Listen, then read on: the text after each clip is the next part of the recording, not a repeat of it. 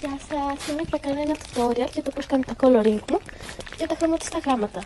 Δεν ξέρω πώς τα λέμε, αλλά εγώ έτσι τα λέω. Ωραία, πρώτα πάω στο Pinterest και θέλω μια φωτογραφία ή βίντεο. Ένα λεπτάκι γιατί κάνω λίγη ώρα να επιλέξει.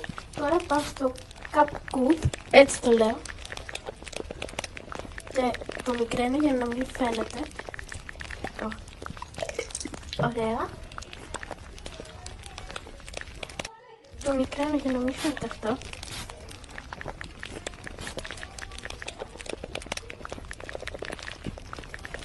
Εδώ.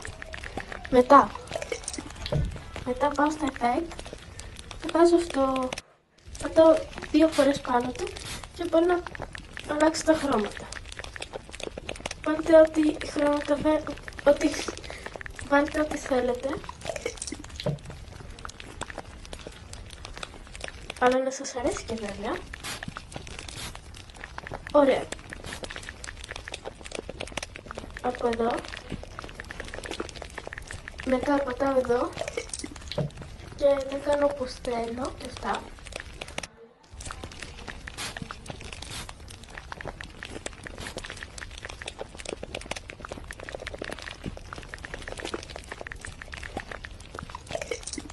Αλλά όταν δεν μου πολύ αρέσει, ξαναβάζω αυτό κάποιες φορές και βάζω λίγο πιο σκούρο.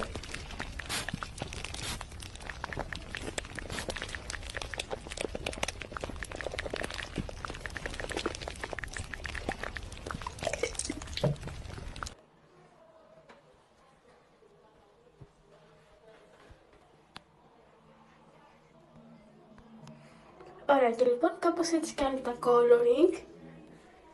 Μετά το αποθηκεύω.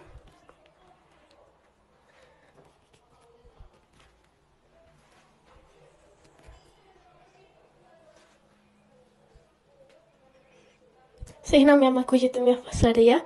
Απλά η μητέρα μου έχει βάλει κάτι να βλέπει. Ωραία, done. Μετά, τώρα θα δείξουμε πώς κάνω τα γράμματα. Πάω στο Bond. Πατάω εδώ. Load a video. Βάζω αυτό που πήρα. Ωραία. Πατάω πάνω. Και text. Γράφεις αυτό που θες.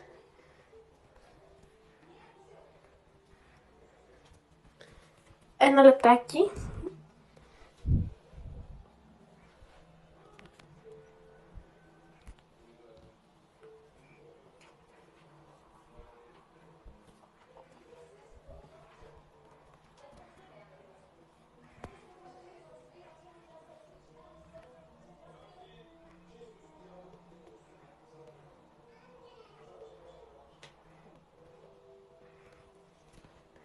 Ωραία.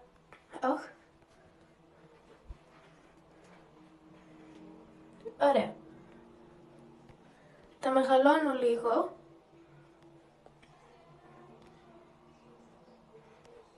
Πάμε στο style.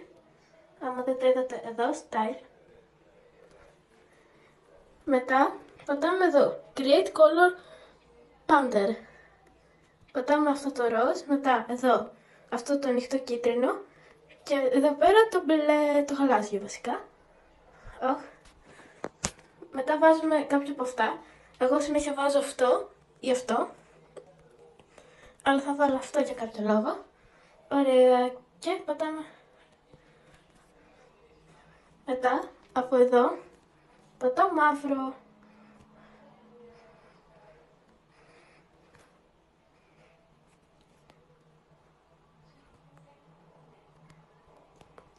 Ωραία, και συνήθως εγώ βάζω μια ημερομηνία. Στα αγγλικά όμως.